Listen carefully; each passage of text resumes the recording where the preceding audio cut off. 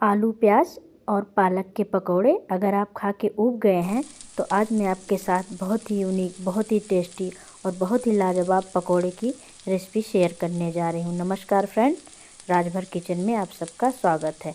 तो फ्रेंड्स, बारिश का मौसम स्टार्ट होने वाला है तो हर किसी के घर में पकोड़े ज़रूर बनते हैं। आज मैं आपके साथ बारिश के मौसम में मिलने वाले मक्के के पकोड़े की रेसिपी शेयर करने वाली हूँ। तो सबसे पहले हम मक्के को छील के उसके दाने को अलग कर लेते हैं। ये मैंने 2 मक्का लिया था तो उसमें से मैंने एक मक्के को छील के उसके दाने अलग कर लिए हैं। उसके साथ हमने लिया है 1 प्याज, 3-4 हरी मिर्च और एक छोटा सा अदरक का टुकड़ा और 4-5 लहसुन की कलियाँ। तो अब हम करते हैं इसकी चॉपिंग। सबसे पहले हम हरी मिर्च, अदरक और लहसुन के पीसेस को बड़े बड़े पीसेस में काट लेंगे। हमें रफली चॉप करना है, क्योंकि इसे हमें मिक्सी के जार में ग्राइंड करना है। तो हम प्याज को नहीं चॉप करेंगे, इसको हम बाद में चॉप करके इसमें डालेंगे। अब इसमें हम डालेंगे मकई के दाने। ये दानों को निकाल के आप अच्छी तरह से इनको वॉश कर लेना और इसमें जो रेशे होंगे उसको निकाल देना। सबसे पहले मैं मकई के दाने को मिक्सर जार में डाल दूँगी। हमें इसका दरदरा पेस्ट बनाना है, हमें इसका फाइन पेस्ट नहीं बनाना है, क्योंकि पकोड़े का टेस्ट दरदरा पेस्ट बनाने में ही आएगा। मैं इस पे ढक्कन लगा के इसे मोटा मोटा पीस लूँगी। तो हमें इसको ऐसा पीसना है कि जब हम पकोड़े की बाइट लें तो मक्के के कुछ दाने हमारे मुंह में आने चाहिए, इसी से इसका टेस्ट आएगा। आप देख सकते हैं कि इसमें मक्के के एक एक दाने आपको दिख रहे हैं। तो सेम हमको इसी तरह से पीसना है। इस तरह से ग्राइंड करके अगर आप पकोड़े बनाएंगे और मेरी बताई हुई छोटी छोटी ट्रिक का ध्यान रखेंगे तो यकीन मानिए आपके पकोड़े बहुत ही स्वादिष्ट और बहुत ही ज़्यादा क्रंची बनेंगे। तो हम इस मिक्सी जार से सारा पेस्ट निकाल के बाउल में ट्रांसफ़र कर लेते हैं। इसके बाद हम प्याज लेंगे और इसे भी मैं बारीक बारीक काट लेती हूँ। आप चाहो तो इसको स्लाइस में भी काट सकते हो। तो हम प्याज को इस तरह से बारीक बारीक टुकड़ों में काट लेंगे। इसमें बहुत कम इंग्रेडिएंट का यूज़ होता है तो मैंने थोड़ा सा ही इसमें प्याज का यूज़ किया है। आप चाहो तो अपने पसंद से और भी प्याज ऐड कर सकते हो, लेकिन इसमें इतना सा ही अनियन जाएगा तो मैं इसका इतना ही यूज़ करूँगी। अब इसको हम इसमें ट्रांसफ़र कर देते हैं। इसके बाद इसमें मैं डालूँगी नमक। नमक डालने से क्या होगा कि प्याज और मकई जो है पानी छोड़ने लगेंगे। इसके बाद इसमें डालेंगे जीरा।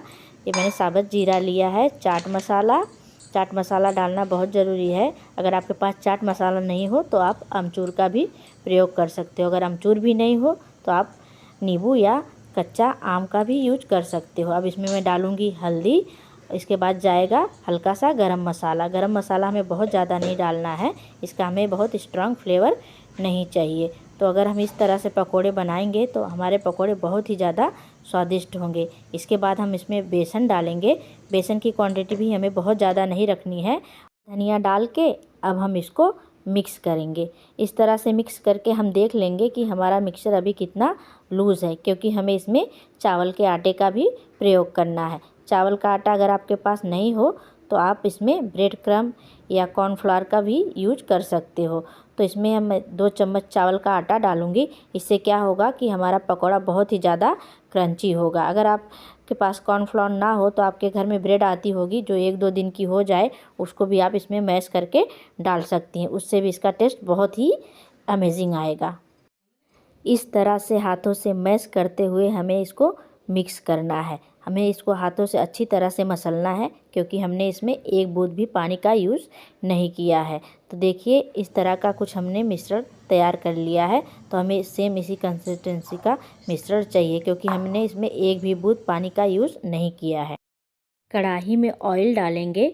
अब इसे हम लो टू मीडियम हीट पे गर्म होने के लिए छोड़ देंगे। थोड़ा सा मिश्रण डाल के इसको चेक कर लेंगे।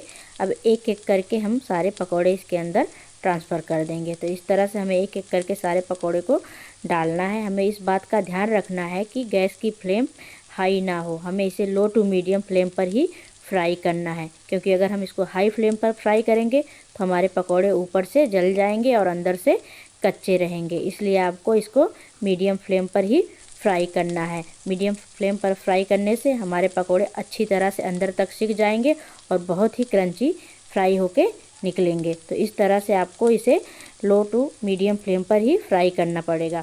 इस तरह से थोड़ा सा ब्राउन हो जाए तो फिर हम इसको चलाएंगे।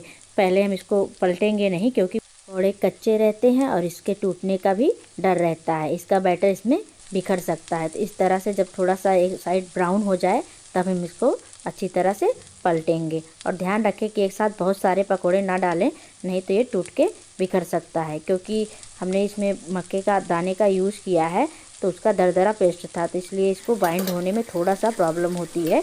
इसलिए इसको आप बहुत ही केयरफुली बनाइए। देख सकते हैं कितने अच्छे पकौड़े बनकर रेडी हो गए हैं। अब हम इसको ट्रांसफ़र कर लेते हैं प्लेट में। तो इस तरह से आप जब भी आपका मन करे तो आप इस तरह से पकौड़े बना के खा सकते हैं। ये मैंने दूसरा बैच भी रेडी कर दिया है, इसको मैं नॉर्मल तरीके से ही फ्राई कर रही हूँ। तो आप देख सकते हैं कि इतना अच्छा पकौड़ा बन रहा है और इसका टेस्ट बिल्कुल ही अलग और बिल्कुल ही यूनिक रहता है और खाने में तो इतना लाजवाब रहता है कि एक बार बारिश का मौसम स्टार्ट हो जाए, मार्केट में मक्के ईज़िली मिलने लगेंगे, तो आप बिना इस रेसिपी को बनाए रह नहीं पाएंगे। देखिए कितना अच्छा इसका कलर आया है और ये पकोड़े बिल्कुल फ्राई होके खाने के लिए रेडी हैं। अगर आप लोग को कुछ अलग खाने का मन हो, कुछ चटपटा खाने का मन हो, कुछ इस तरह का पकोड़ा खाने का मन हो, तो प्लीज़ मेरे चैनल को लाइक और सब्सक्राइब ज़रूर करें, ताकि मैं आगे भी आप लोग के लिए यूनिक और टेस्टी रेसिपी लेकर आती रहूँ। Bye bye, take care.